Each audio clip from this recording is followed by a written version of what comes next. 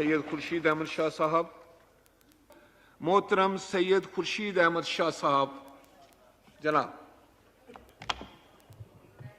शुक्रिया mister speaker.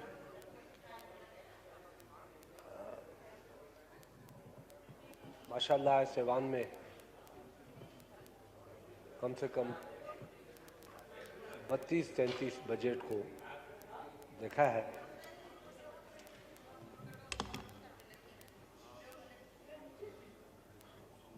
Order in the house please.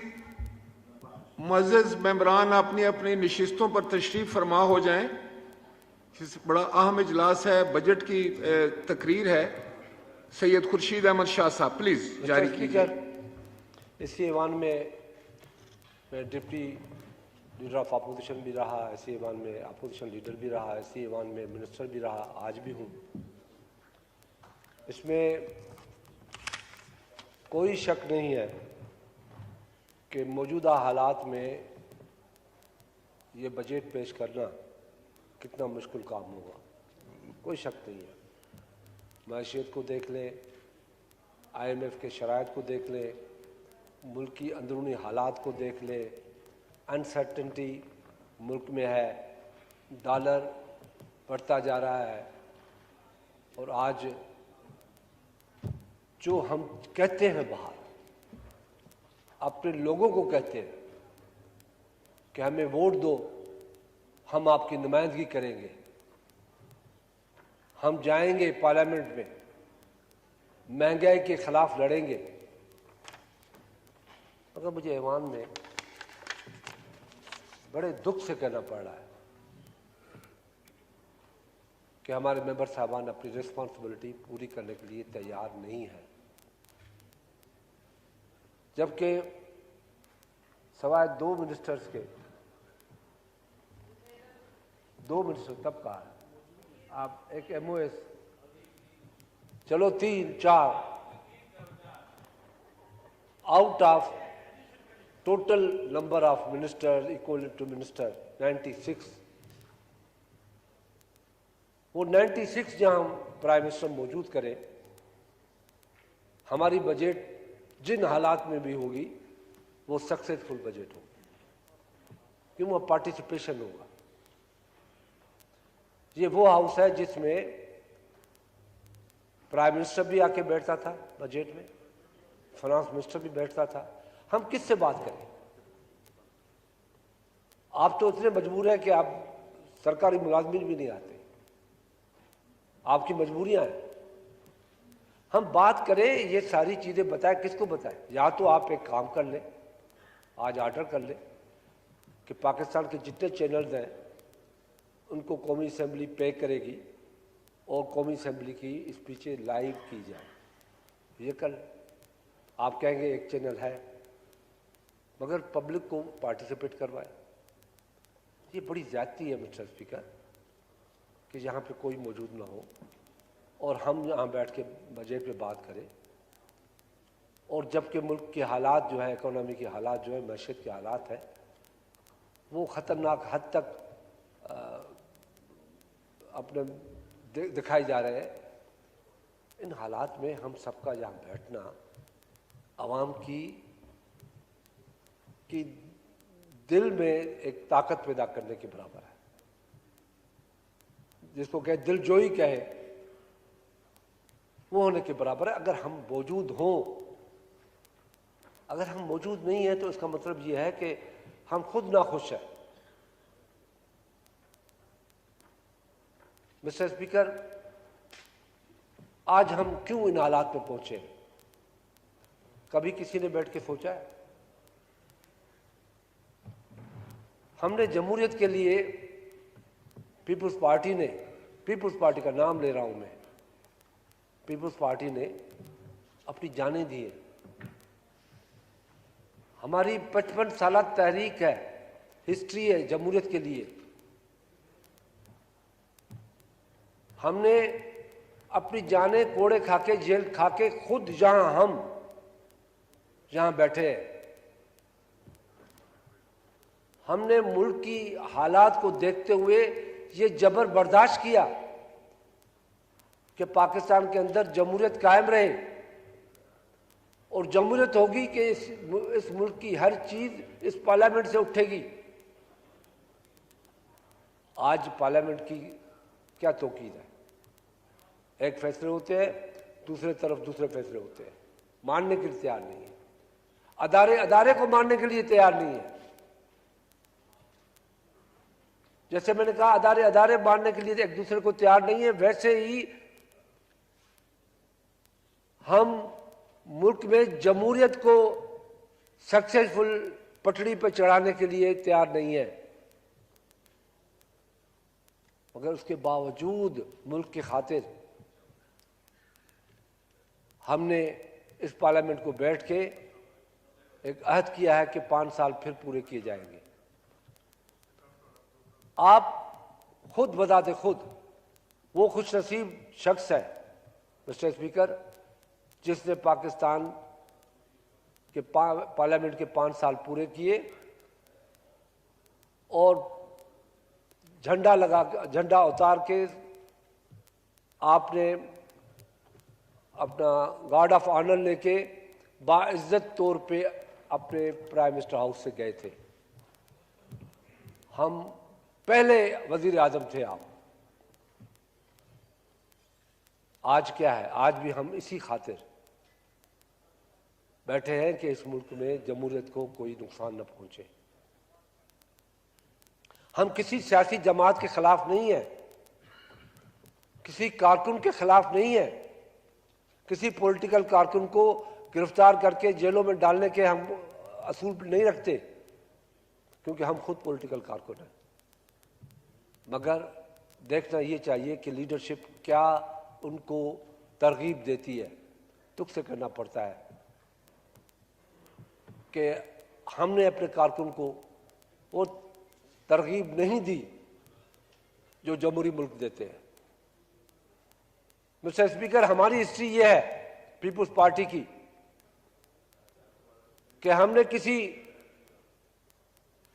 Statue को नहीं गिराया, किसी पे हमला नहीं किया।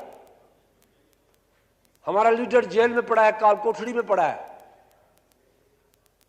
हम ये हरकत नहीं करते। दूसरे तो घरों में बैठे हैं ना अभी तक, वो काल कोठड़ी में था, इंतजार घड़ी चल रही थी।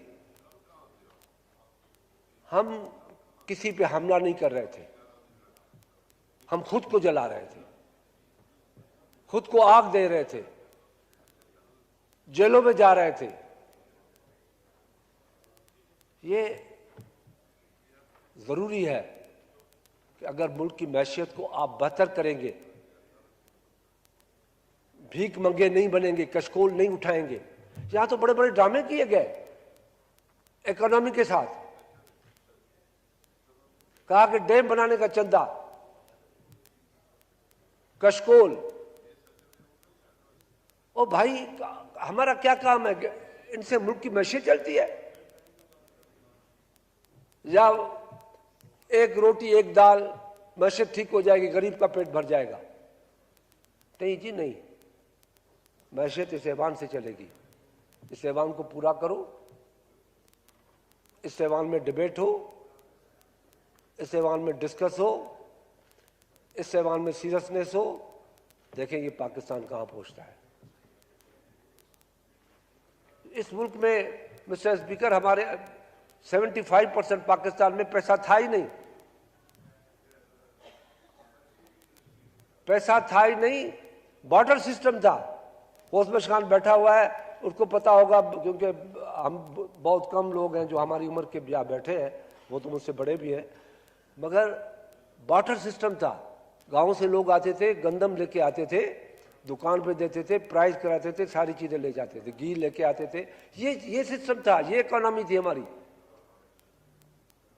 सोराख वाला पैसा होता था, वो चलता था। डॉलर के साथ हम चलते थे। ये क्यों हुआ?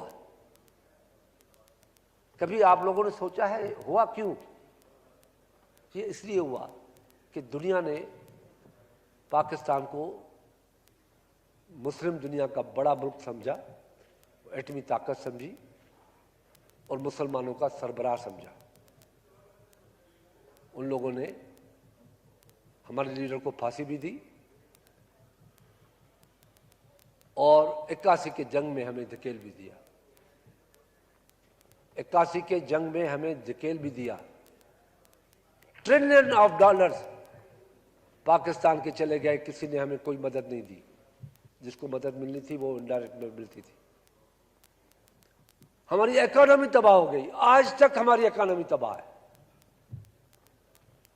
धिक्का भी दिया, आग में झोल भी दिया और अभी कहते हैं कि ये शरायत है, ये शरायत है, ये शरायत है, ये शरायत है, ये शरायत है। मिस्टर स्पीकर, आज अगर प्राइम मिनिस्टर होता, हम ओथ पे कसम खाते कि हमें कर्जा नहीं लेना। अब अपनी ताकत से हम अपने पाकिस्तान की मैशत को ठीक करेंगे, कर सकते हैं। हम मुलाजिम होते हैं ना, वो उधार लेते हैं गवर्नमेंट से 12 सैलरीज, 20 सैलरीज, 24 सैलरीज। वो उधार लेके एकदम बच्चे के खतने पे चले जाते हैं। खतना है, ये शादी है, पैसे पूरे, या फ्रिज लेके आया, फलाना लेके आया। उस पैसे को यूटिलाइज नहीं किया कि भाई मुझे तनख्वाह मिली है, 12 तनख्वाहें मिली हैं, 3 लाख मिला है, इसमें मैं दुकान खोल लूँ, इससे जो अर्निंग आएगी इससे मैं बेटे का खतना भी कराऊं, इससे मैं फ्रिज भी ले आऊं। नहीं, वो ऐसा करता है। हमने भी अपने साथ ऐसा किया। हमारे जो रिसोर्सेज है, हमने उस रिसोर्सेज को इस्तेमाल नहीं किया। ये आज इस पार्लियामेंट की, इस बजट की बात नहीं कर रहा, मैं जनरल बात कर रहा हूं। रिसोर्सेज की बात नहीं की हमने, तो इस्तेमाल करें, कैसे करें? जबकि हमारे पास बड़े बड़े रिसोर्सेज हैं। हमारे पास 4 मौसमें हैं, हमारे पास दरिया है, हमारे पास पोर्ट्स हैं। क्या कुछ नहीं है? सबसे बड़ी बात, हमारे पास फूड बास्केट है। हम कभी भूखे नहीं मर सकते। एग्रीकल्चर कंट्री है, कभी भूखा नहीं मर सकता, मगर उसके लिए कुछ करना पड़ता है। आई वॉश नहीं होना चाहिए कि हमने एग्रीकल्चर के लिए ये कुछ किया है। क्या किया है बताएं आप हमें। एग्रीकल्चर के लिए जो आपने किया है, मैं उस कैबिनेट का हिस्सा हूं, आप हमें बताएं। क्योंकि ये इसलिए मेरी वज़रात मुझे काम नहीं आएगी। मैं जवाबदेह हूं अपने मुल्क के लोगों के साथ, मैं जवाब दूं अपनी कॉन्स्टिट्यूंसी के साथ कि आपने हमारे लिए क्या बात की। आई वाश नहीं चलेगा। ये एग्रीकल्चर है जो आज आपको जिंदा रख सकती है। हाँ, आपने तनख्वाह बढ़ाई, बहुत अच्छा काम किया, इससे इकोनॉमी पे बड़ा फर्क पड़ेगा। मिस्टर स्पीकर, मेरी फिलॉसफी ये है कि जो ये 900 बिलियन 1000 बिलियन मार्केट के अंदर जाएगा, गरीब के थ्रू जाएगा, किसी बड़े आदमी के पास नहीं जाएगा कि ये बाहर के जैकेट ले आए, जूते ले आए, परफ्यूम ले आए। ये बाजारों में जाएगा, बाजारों में ताजिर कमाएगा, ताजिर फिर इंडस्ट्री को चलाएगा, इंडस्ट्री में फिर मजदूर आएगा और लोग भी बाजारों में होंगे। बाजारों में रौनक भी अच्छी बात हुई है, बहुत अच्छी बात हुई है। मैं तो कहता हूं कि इसको अगर अगली बजट आए तो 40% और बढ़ाया जाए। मार्केट को एक्टिव करो, गरीब आदमी की भूख खत्म करो। जो गंदम महंगी है, जो चीनी महंगी है, इस तरीके से आप लोग पूरा कर सकते हैं। बेनजीर इनकम सपोर्ट प्रोग्राम है, पाकिस्तान का पहला सोशल प्रोग्राम है। पहला, तस्वुर में नहीं था कि ये, और ये बड़ी खुशी की बात है। दुनिया के साथ पाकिस्तान के अंदर भी किसी ने इस पर डिनाई नहीं किया, तनकीद नहीं की, वरना तो बड़ी बात है। 80 अरब रुपए चले जाए एकदम, सबसे पहले आवाज निकलती है, भाई ये लूट जाएंगे, ये खा जाएंगे, पैसा चला जाएगा। मगर इस प्रोग्राम पे ऊपर किसी ने उंगली नहीं उठाई। इवन दुनिया ने कहा कि दुनिया का सक्सेसफुल स्टोरी है ये बेनजीर इनकम सपोर्ट प्रोग्राम। तो मिस्टर स्पीकर, दिल तो आज ये कहता है कि बोलते जाए बोलते जाए बोलते जाए, जब दूसरे सब आ जाए। मैं डिप्यूटेशन नहीं करता। मिस्टर स्पीकर, 18वीं तरमीम का शोर चलता है, लूट गए, खा गए, सूबे ले गए। आओ बैठो, हिसाब कर लेते। आप FBR रेवेन्यू 9,100 का है और नॉन टैक्सेबल रेवेन्यू 2,900 या 3,000 का है। 12,000 का हो जाता है। आप सूबों को दे रहे, सूबों को 5,700। अगर आप FBR रेवेन्यू के सिर्फ दे दे तो वो 60% नहीं होते, वो भी 56% होते हैं। और बात ये चलती है, जो भी उठता है 18वीं तरमीम। 18वीं तरमीम से पाकिस्तान की जमहूरियत को, पाकिस्तान की सियासत को एक बड़ी ताकत मिली है। कोई समझने के लिए तैयार नहीं है। मैं तो यहां तक भी कहता हूं कि अगर 18वीं तरमीम 69-70 में आती तो आज ये पाकिस्तान नहीं टूटता, पाकिस्तान कायम रहता। इस ऐवान ने इतने बड़े बड़े कारनामे किए जो जिसकी तस्वर नहीं है। 73 का आइन भी इस ऐवान ने पास किया, 18वीं तरमीम भी इस ऐवान ने पास की। और इस अपने मेंबर से ये कहता हूं कि अपनी ताकत को देखो कि आपके किए गए कानूनी तरामीम और कानून बनाने में, आइन बनाने में जो ताकत है, उससे पाकिस्तान चल रहा है। आप अपने आप को पहचानें, अपने आप को देखें कि आपकी क्या हैसियत है, मगर हम देखने के लिए काबिल नहीं है। हम दूसरों को देखते हैं कि फलाना आर्डर आ गया, फलाना आर्डर आ गया। हम जलाओ घेराव में लगे हुए हैं। जनाब स्पीकर, अगर आप चाहते हो कि 5-6 साल के अंदर, मैं क्योंकि उस वज़रात का मिनिस्टर हूं, आपकी बादशाह डैम 9% अभी तक चली है, 9%। आपकी मोहम्मद डैम 13%, दासू 17%। अरे भाई, अगर ये 3 डैम बन जाएं, दूसरे भी हैं, पूंजी है, दूसरे हैं, मगर ये 3 डैम बन जाए ना, खुदाई कसम पाकिस्तान दुनिया को कर्जा देगा। आपकी कम से कम नहीं तो 13,000 मेगावाट बिजली जो 2 रुपए में बनती है, आप बिजली सस्ती देते, दुनिया आपके पास आ जाएगी। आपका इंफ्रास्ट्रक्चर इतनी जल्दी तरक्की करेगा कि आप सोच नहीं सकते। आपके जो दूसरे डैम्स हैं उसकी कैपेसिटी बढ़ जाएगी, मगर उसमें हमने फंड कितना दिया है? सारे उसमें 100 बिलियन, जबकि कम से कम इन पर खर्चा जो है 4,000 बिलियन है। हमें तो, मैं समझता हूं, मैं भी आई एम रॉन्ग, इन मेंबरों की तरफ से गारंटी देता हूं कि आपसे डेवलपमेंट नहीं मांगते, हम आपसे कुछ नहीं मांगते। 3 साल सिर्फ इस बजट पे आप 20-25% रखें, आप पाकिस्तान को बनाएं, फिर जो चाहे मेंबर मांगता है दो, फिर एक आने के 10 आने दे दो, 50 करोड़ की बजाय 500 करोड़ दे दो, फिर हमारे लिए पैसा प्रॉब्लम नहीं है। ये 3 डैम बन जाए पाकिस्तान के अंदर, डॉलर आपका 10 और 15 रुपए पे आ जाएगा। ये बड़ी दावे से कह रहा हूं, क्योंकि डॉलर की कीमत इकोनॉमी के साथ, मैशियत के साथ मिली जुड़ी है, कर्जों के साथ है, डिपॉजिट के साथ है। जब आपके पास अपनी दौलत होगी, अपना हर चीज आपकी अपनी होगी, तो डॉलर का कागज का टुकड़ा हमारे सामने होगा। हम ये बात समझने के लिए तैयार नहीं है। हमारे मैशियत दान जो है, जो मैशियत को जानते हैं, वो समझने के लिए तैयार नहीं है कि हमारे असल प्रॉब्लम किधर है। असल प्रॉब्लम है कि हम अपने रिसोर्सेज को सही माना में इस्तेमाल नहीं कर रहे।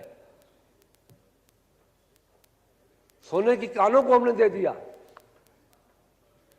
सोने की कानें दे दी। फ्यूल हमारे पास है, गैस हमारे पास है, हम नहीं जा रहे। क्यों नहीं जा रहे पता नहीं है। प्रोग्राम तय करके आते हैं, साइन करके आते हैं ईरान के साथ कि हमें गैस पाइपलाइन दे दें, हम लेते हैं, फिर कैंसिल हो जाता है। सी पैक बन जाता है, हमारे सियासतदान उसको तबाह कर देते हैं। मगर मिस्टर स्पीकर, इसमें कोई शक नहीं कि हालात अच्छे नहीं हैं, मगर ये दुआ है कि अल्लाह करे इस मुल्क में फिर इलेक्शन हो, टाइम पे इलेक्शन हो, इस मुल्क में जमहूरियत आए। भुट्टो का जो असल ख्वाब था, बेनज़ीर भुट्टो का जो ख्वाब था कि इस मुल्क में जमहूरियत आए, इस मुल्क की राज इस मुल्क की आवाम करे, इस मुल्क की ताकत इस मुल्क का आवाम हो, इस मुल्क की जमहूरियत इस मुल्क का आवाम हो, तो इंशाअल्लाह इस मुल्क को कोई ख़तरा नहीं। हम मकरूज और भीख मंगे और कशकोल लेके किसी के आगे नहीं जाएंगे। दुनिया कशकोल लेके हमारे पास आएगी, हम नहीं जाएंगे।